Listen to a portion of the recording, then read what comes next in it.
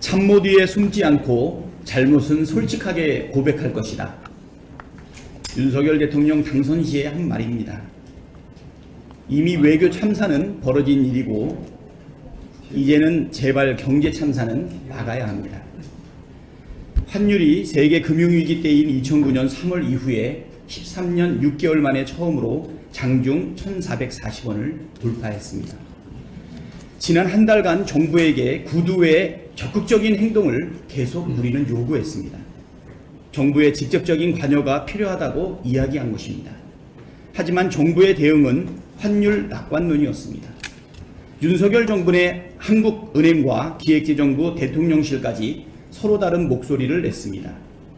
정부의 엇박자로 우리의 자본시장은 계속 혼란에서 벗어나지 못했습니다. 이제는 대외 건전성에도 위기의 목소리가 나오고 있습니다. 정부는 역시 대외 건전성 문제가 없다고 하지만 IMF가 제시하는 적정 외환 보유액 4,300억 달러 마지노선에 매우 근접해 있고 시장도 지속적으로 우려를 표하고 있습니다. 더욱이 작년 4분기까지 점차 줄던 단기 외채는 올 2분기 들어서 1,840억 달러로 급증하고 있습니다.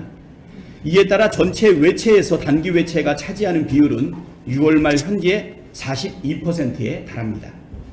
또 지난해 국내에서 약 39조 4천억 원어치의 주식과 채권을 순매수했던 외국인이 올 들어서는 5조 6천억 원을 순매도하고 있습니다. 그렇지만 정부는 또 문제가 없다고 합니다. 심지어 모건 스탠리마저 달러와의 초강세가 세계 각국의 금융위기나 경제위기를 초래할 수 있다고 경고했음에도 우리 정부는 또 아니랬습니다.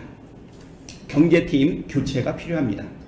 시장의 반응에 귀 기울일 수 있고 문제를 해결할 수 있는 유능한 경제팀 수장이 필요합니다. 진지하게 증안펀드의 가동과 한시적 공매도 제한도 요청합니다. 2년 2개월 만에 코스피가 2200선이 붕괴됐습니다. 주가 폭락입니다.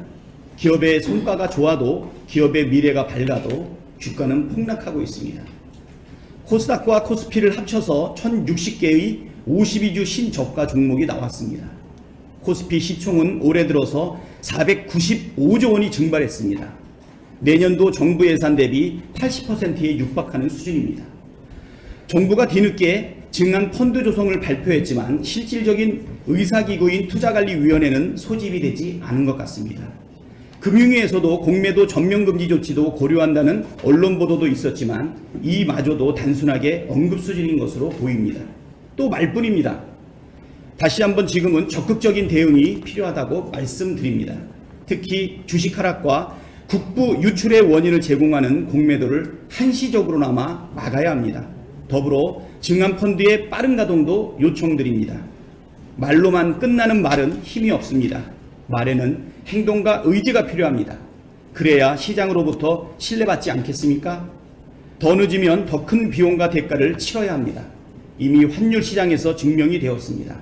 자본시장에 대한 정부의 즉각적인 행동을 요청합니다. 추수를 앞둔 들녘의 벼들이 황금 물결을 넘쳐나고 있는데 정작 우리 농민들은 고개를 숙이고 은다고 합니다. 역대급 풍년인데도 불구하고 눈물이 난다는 현장의 이야기를 들었습니다. 쌀값이 24% 급락했습니다. 통계청에서 집계를 시작한 지 45년 만에 최대폭의 하락입니다. 우리 민주당은 농민의 눈물을 외면하지 않겠습니다. 함께 울고 함께 웃겠습니다. 신정은 의원을 비롯한 우리 전남 지역의 의원님들과 함께 적극적으로 쌀값 문제에 대응하겠습니다. 꼭 성과를 보이겠습니다. 이상입니다.